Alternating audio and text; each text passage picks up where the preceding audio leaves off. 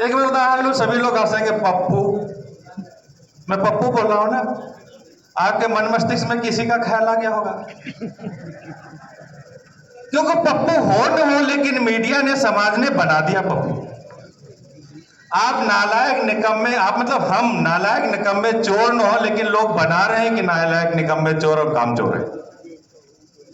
इस षड्यंत्र से हमको जो है देखना पड़ेगा।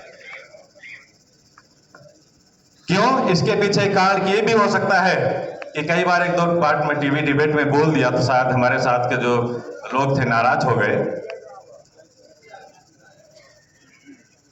क्योंकि जो प्राइवेटाइजेशन का दौर आ रहा है वो धीरे धीरे, जब तक बीएसएनएल को डाउन नहीं करेंगे तब तक जियो को बढ़ाएंगे कैसे? जब तक आपको कामचोर निकम्मा नहीं कहेंगे तब तक प्राइवेटाइजेशन आएगा कैसे?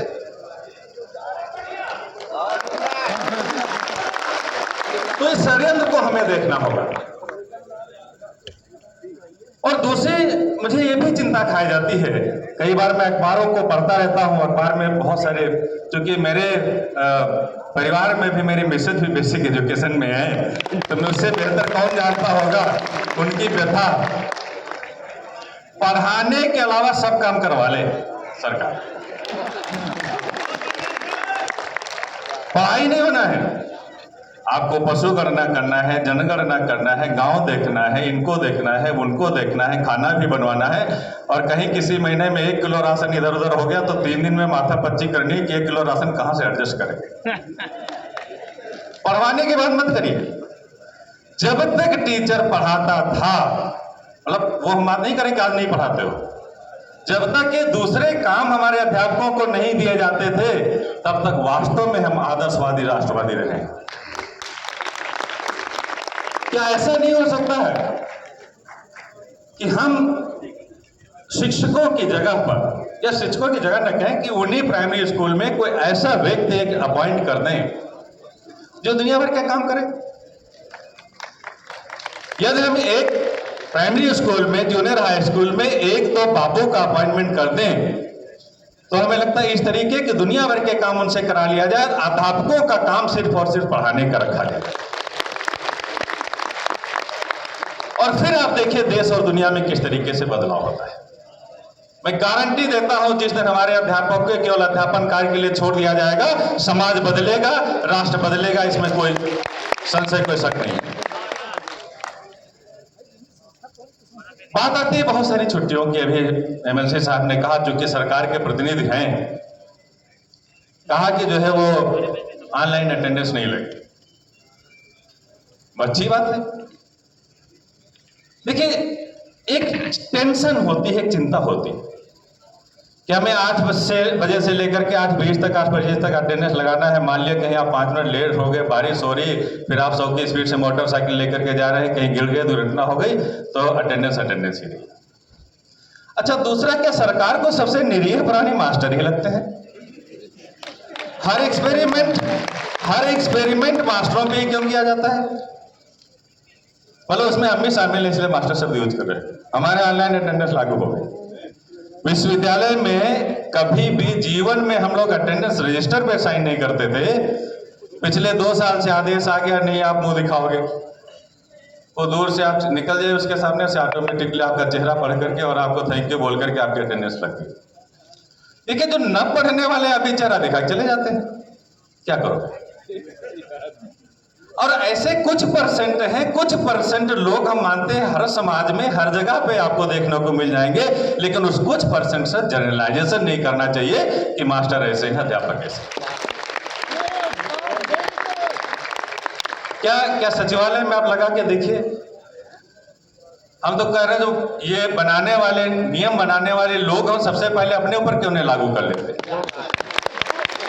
कि भैया, हमें कहा जाता है ना फिल्ट्रेशन थ्योरी, ऊपर से छन करके चीजें आएंगी, सबसे पहले हमारा आईएएस लगाए कि देखिए मैं आदर्श कितना बढ़िया प्रस्तुत कर रहा हूं, मैं ऑनलाइन अटेंडेंस शुरू करूंगा, मेरा सचिवालय शुरू करेगा, फिर धीरे धीरे नीचे जाएगा। करिए। हाँ, विधानसभा में इधर से आवाज आई, विधानसभा में करिए, एमएलसी साहब भी लगाएंगे। देखिए, बहुत सारी चीजें हैं, बहुत सारी दिक्कतें हैं। मैं बता रहा हूं, मैं शिक्षा जगत से जुड़ा हूं। और मुझे 2 बार लखनऊ विश्वविद्यालय का शिक्षक संघ का अध्यक्ष बनने का मौका मिला। तब तो मैं शासन प्रशासन के साथ बहुत बेहतर तरीके से समस्याओं से अवगत कराता रहा हूँ। मैं एक बार अध्यक्ष था 2014 से 16 तक, दूसरी बार अध्यक्ष था 17 से, वही 16 से लेकर के 19 तक। मैंने 2 सरकारें देखी। पहली सरकार में मैं गया जब 14 से 16 में अध्यक्ष था, 2 ही बार सीएम साहब से मिले और उन्होंने 45 करोड़ विश्वविद्यालय को दिया। दूसरी सरकार में जब मैं मिलने गया, माननीय दिनेश शर्मा जी उप मुख्यमंत्री थे, क्योंकि विश्वविद्यालय परिवार से थे, साथ के ही थे। प्रमुख जी से कई बार वार्ता हुई, छोटी छोटी चीजों के ऊपर वार्ता हुई। वो प्रमुख सचिव साहब बीच में जब देखे यूजीसी ऐसा नहीं कहती, यूजीसी ऐसा नहीं कहती, यूजीसी ऐसा नहीं कहती, क्योंकि हम लोग रूल जो है यूजीसी के लागू होते हैं। तो हमने कहा आप यही मान लिए कि यूजीसी जो कहती वही आप हमको दे दिए, हमको कुछ चाहिए ही नहीं। यूजीसी 65 कहती है दे दो, यूजीसी मेडिकल कहती है दे दो, यूजीसी मेडिकल लीव कहती है दे दो। एक बहुत बड़ी मैं बता रहा हूं, जो शिक्षकों को अहितकरण करने वाले जो नियम है वो तो बहुत जल्दी लागू हो जाते हैं, और जो शिक्षकों के कल्याणकारी नियम है वो लागू नहीं होते। चाहे वो प्राथमिक शिक्षा हो, चाहे माध्यमिक शिक्षा हो, चाहे उच्च शिक्षा हो। ये मेरा करीब 4 साल 4.5 साल का जो शिक्षक संघ का अध्यक्ष का वो अनुभव मैंने आपके साथ शेयर किया है, नहीं लागू होता है। पता नहीं जिसको तो देखना चाहिए, इसीलिए हम सोच रहे थे कोई एमएलसी साहब हैं, आपके थ्रू हम जरूर अपनी बात पहुंचाना चाहेंगे, है ना। नहीं लागू होता है। मैंने ऐसे कहा कि मेडिकल क्यों नहीं दे रहे हैं भाई, मेडिकल लीव हम लोग। आप लेंगे मेडिकल लीव, हमारे यहाँ मेडिकल लीव भी नहीं। आप मैं बता रहा हूँ, शेयर करना चाहूंगा, उच्च शिक्षा में विश्वविद्यालय में मेडिकल लीव नहीं है। तो हमने उनसे कह दिया कि हम लोगों का अपने अमृत पिला के भेजा है क्या विश्वविद्यालय में। नाराज हो गए बेचारे प्रमुख सचिव साहब। क्या हम कभी बीमार नहीं पड़ सकते हैं? क्या हमें कोई प्रॉब्लम नहीं हो सकती? आप सोचिए लीव नहीं, मेडिकल फैसिलिटी तो सोचिए। जब बहुत प्रयास किया, बहुत ज्यादा प्रयास करने के बाद हम लोग 20 करोड़ से एक ग्रांट बनाने की सोचा, उसमें 5 करोड़ रुपए की सफलता मिली। हम अपने कार्यकाल में 5 करोड़ की एफडी कराए कि उसके इंटरेस्ट से अपने टीचर्स का मान लीजिए कोई बीमारी होती है तो उसमें हम सहायता करते हैं। बहुत अच्छा। अब आप देखिए 5 करोड़ में कितना 7.25% एफडी में इंटरेस्ट था। आपको साल में 35 लाख मिलना है, और 400 के लगभग 600 के आसपास यूनिवर्सिटी में हमारे टीचर हैं। क्या आना कभी किसी 2-3-4 लोग बीमार हो गया तो उससे ज्यादा नहीं कर सकते। अब मैं वही सोच रहा था कि उससे मैं रिलेट कर रहा था कि वहां से और जो विवेकानंद जी काम कर रहे हैं, ये लाख गुना बेहतर काम कर रहे हैं। जिंदाबाद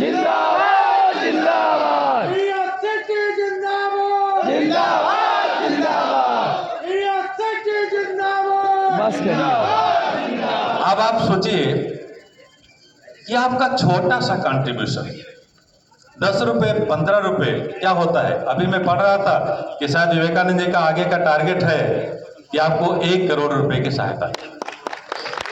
इम्पॉसिबल कुछ भी नहीं है, कुछ भी असंभव नहीं है। जो यहाँ तक आप संभव कर लिए हैं, इसके आगे कुछ भी असंभव नहीं है। हमें लगता है आने वाले समय में अगला जो स्थापना दिवस होगा, हमारे 6 लाख से ज्यादा लोग होंगे, 10-10 रुपए में भी 1 करोड़ पहुंच जाएंगे।